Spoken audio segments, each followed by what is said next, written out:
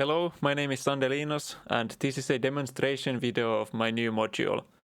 It's called Basari, and it's an analog bass drum module that's based on the Bass++ by Thomas Henry, and it has some features that were inspired by the double plus bass module from Juanito Moore, but I've re-implemented them in more optimized ways in order to keep the circuit simple enough and have a low enough parts count that it can be built on stripboard. So let's see what it sounds like. To sequence it, I'm going to use this Easy8, which is an 8-channel drum sequencer designed by Juanito Moore. I got the PCB for this one from a friend, and it's a very nice and versatile drum sequencer for especially a small case like this one. I've already recorded some patterns on it off camera, so let's just plug it in and see what this sounds like. Okay, so here we have this little drum pattern going on. And yeah, let's just go over what all these knobs do. Maybe the most important change in this module compared to the Bass++ is that it has separate envelopes for volume and pitch. These top 3 knobs are the pitch controls. There's the bass pitch, which, just controls the pitch of the module. Then there's the decay of the pitch envelope, which can make these long swoopy kicks, or with a shorter pitch envelope we can have this really punchy attack on the kicks. Then there's this height control, which I typoed on the front panel, which adjusts how much the pitch envelope affects the pitch. With a lower amount we get these thumpy kind of 808 sounding kicks, and with a very high envelope we get these very punchy and hard kicks. Then this knob is the volume decay, which just adjusts the length of the drum. Pretty self-explanatory, not much to see here. Then there's this click control, which just adjusts the volume of this little click in the beginning of the drum that gives it more snappiness. So with it turned all the way down, it's very soft, and then we can add this sharp click in the beginning.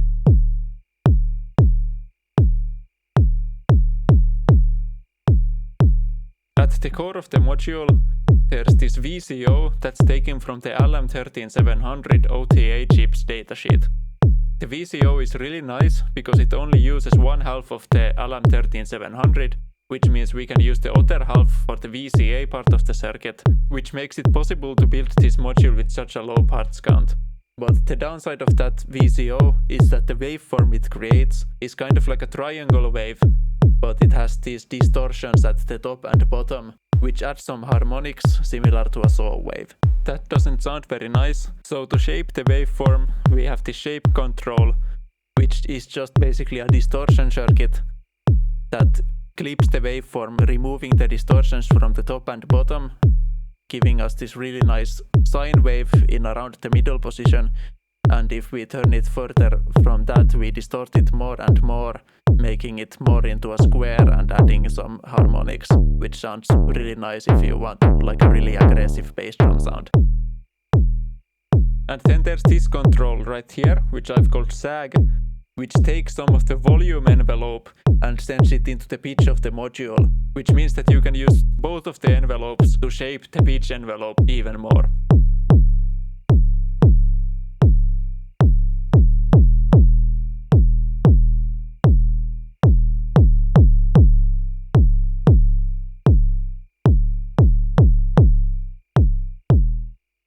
I'm going to turn down the pitch envelope and also the click, so you can hear how the sag affects the sound.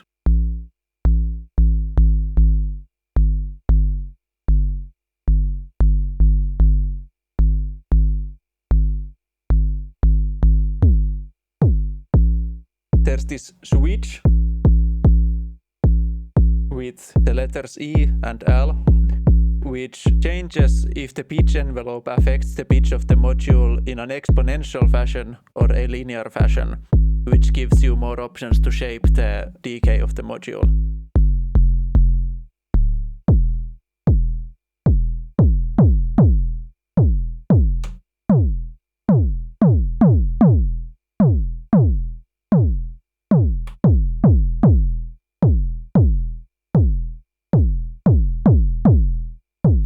exponential one is the more natural one and usually what you like the one that you would expect to use, and it's what I use most of the time when using the module.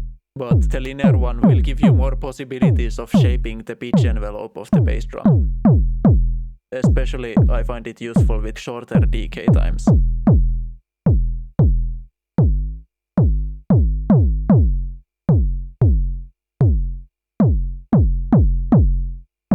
Okay, so that's basically all the controls covered, and the last thing I will show is this pitch CV input, which I will connect to my sequencer. Now I have some kind of sequence going on my sequencer and I'm going to turn up the pitch input attenuator. I have included a trimmer potentiometer in the circuit that can be used to calibrate the module so that it responds to volt per octave when you turn this control all the way up. But if you want that to work properly, you need to match the two transistors that are used in the exponential voltage to current converter circuit. But even then, it's not perfect and it will drift a little bit with temperature, but I think it's still pretty good. Now I'm going to just stop talking and I'm going to patch some different kind of drum patterns so you can hear what all this module can do.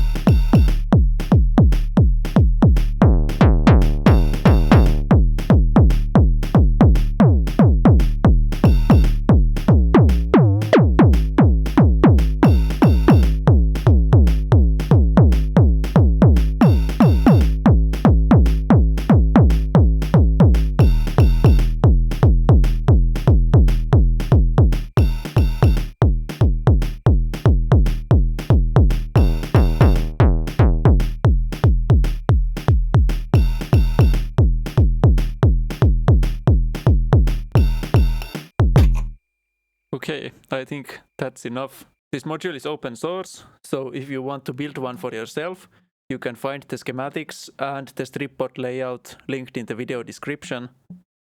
And yeah, thanks for watching.